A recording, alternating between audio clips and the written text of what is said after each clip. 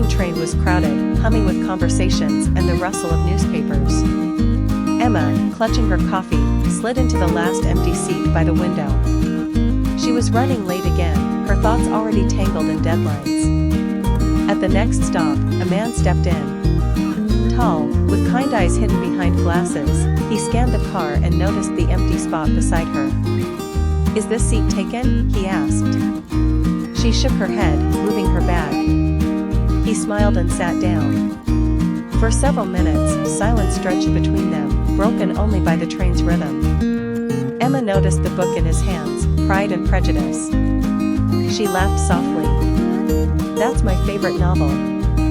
He looked at her in surprise. "Really? Most people just tease me for reading it." "Then they don't know what they're missing," she said. From that moment, the conversation flowed. They spoke of books, music, and the small joys of everyday life. Emma found herself laughing more than she had in weeks. She learned his name was Daniel, a history teacher with a love for old jazz records.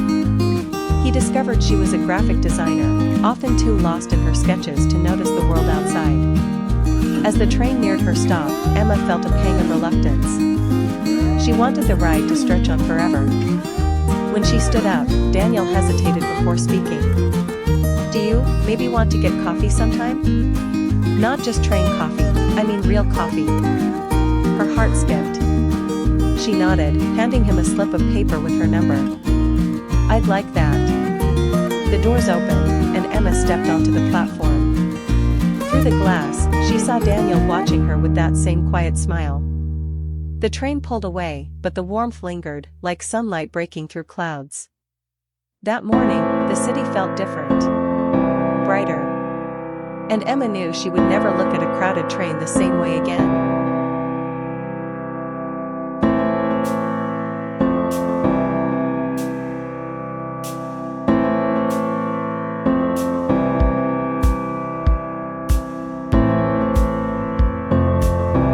The bridge at midnight. Every evening, Emma walked home across the old stone bridge. It was her quiet ritual after long days at the library where she worked. The bridge, with its fading lanterns and soft echo of the river beneath, felt like a place where time slowed down. One night, as she leaned on the railing, she noticed someone sketching the scene. A young man with charcoal-stained fingers, his notebook filled with hurried strokes. He glanced up, caught her watching, and smiled. "Would you like to see?" he asked, holding out the sketchbook. Emma hesitated, then stepped closer. On the page, she saw the bridge, the water, and herself, standing at the railing. She laughed, both flustered and curious. "You've drawn me? You look like you belonged here," he replied. "Like part of the story." His name was Daniel, an artist traveling from town to town, capturing places and faces. That night, they walked together until the streets grew silent. Before leaving, he promised to meet her again, same place, same time. Days turned into weeks. Every night at midnight, they met on the bridge. Sometimes they shared stories of childhood, sometimes they sat quietly, watching the moon ripple across the river.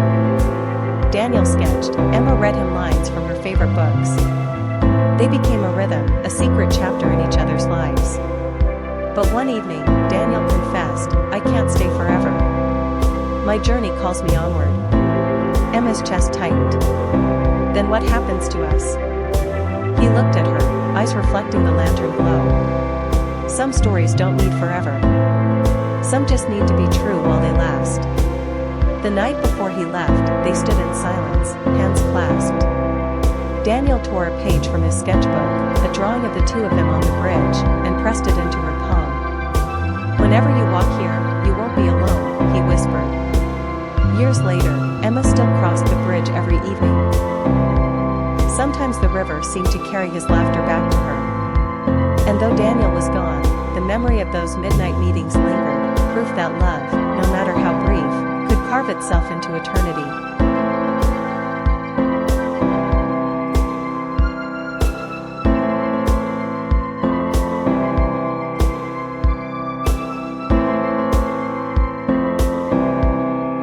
The bridge at dawn.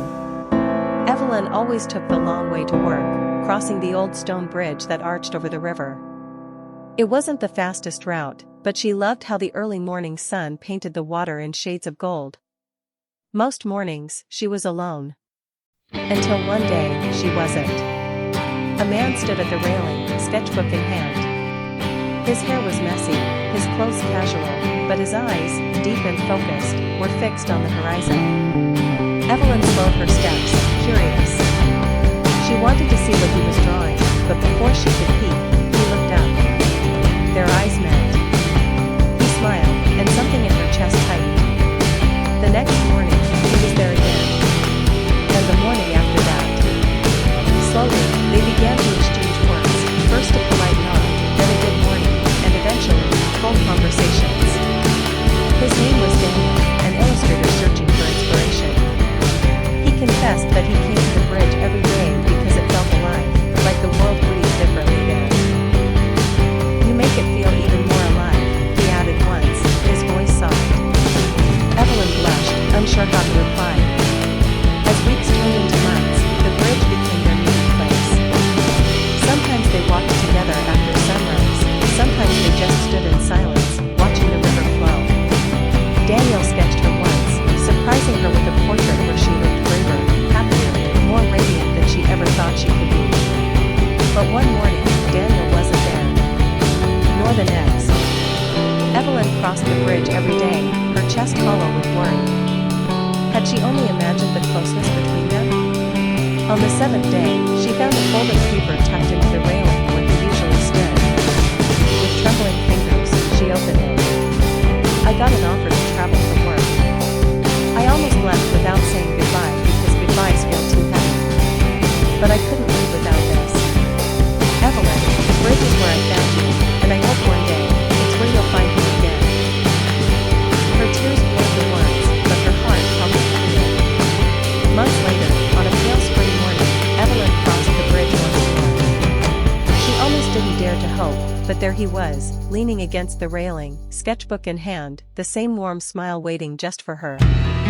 The river sparkled, the sun rose, and the bridge at dawn belonged to them again.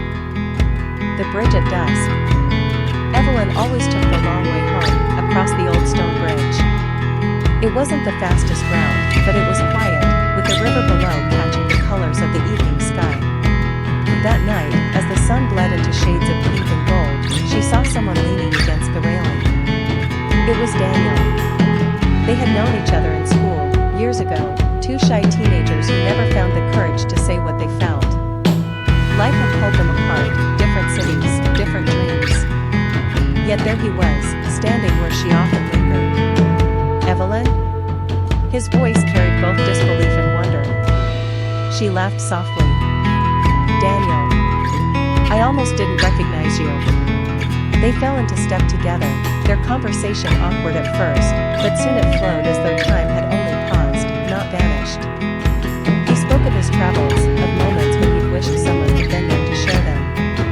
She admitted she had thought of him more often than she wanted to confess. The sky darkened, and the lamps along the bridge flickered on, casting a golden glow. Daniel hesitated, then asked, "Do you remember the promise we made here?" Her heart tightened. Yes, she remembered. Two nervous teenagers had stood on this very bridge and sworn that if life ever felt too heavy, they would meet here, to remind each other they weren't alone. "I never forgot," Evelyn whispered. Daniel's hand brushed against hers, tentative at first, then certain. "Maybe, this time, we don't walk away." The river rushed beneath them, carrying years of silence away. She looked at him, at the boy she once loved and the man he had become, and realized she had arrived exactly where she was meant to be. So they stayed on the bridge, not as strangers reunited by chance, but as two hearts finally choosing the same path. Whispers by the river. The small riverside town had always been quiet, a place where the days rolled slowly, marked only by the sound of the flowing water and the laughter of children running along its banks. For Emma, it was both a home and a cage. She worked at her family's little bookshop, where stories of love and adventure filled the shelves, though her own life felt painfully ordinary. One autumn afternoon, while arranging books by the window, she noticed a young man sketching by the river. His concentration, the way he tilted his head at the golden light on the water, made her pause. For weeks, he came at the same time, pencil in hand, always alone. Curiosity grew stronger than shyness. One day, Emma walked down to the river with a book in her hands. "You draw beautifully," she said, her voice barely louder than the rippling water. He looked up, startled, then smiled. "Thank you. I've been trying to capture the feeling of this place.